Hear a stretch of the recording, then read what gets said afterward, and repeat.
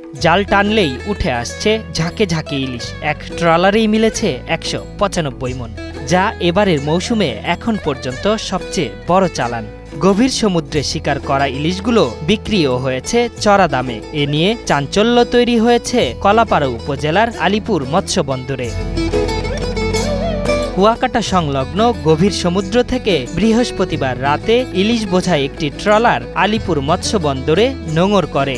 একদিন পর শুক্রবার সকালে মাছগুলো বিক্রির জন্য আনা হয় 5 স্টার ফিশ আড়তে, যা দেখতে ভিড় করে শত শত উৎসাহী মানুষ ও জেলেরা।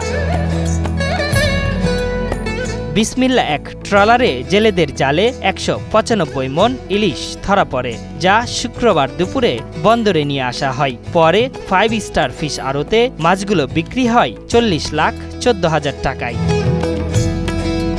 জানা গেছে, নিলামে ৬০০ থেকে ৮০০ গ্রাম ওজনের মাছ প্রতিমণ ৪০,০০০ টাকা, ৪০০ গ্রাম থেকে ৫০০ গ্রাম ওজনের প্রতিমণ মাছ ২৫,০০০ টাকা এবং ছোট সাইজের প্রতিমণ মাছ ১৫,০০০ টাকা দরে বিক্রি হয়েছে।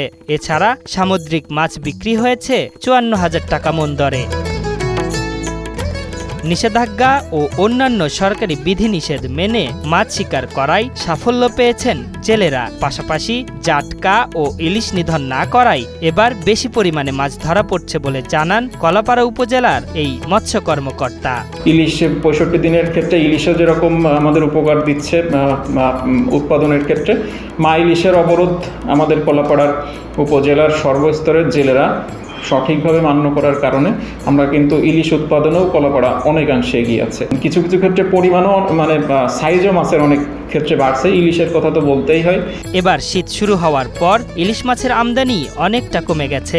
জেলেদের জালে অন্য সামুদ্রিক মাছ বেশি ধরা পড়েছে। তবে এক ট্রলারে এত ইলিশ ধরা এটা আশাবাদী করে তুলবে অন্য জেলেদের বলছেন সংশ্লিষ্টরা। আশরাফুল ইসলাম, ৭১।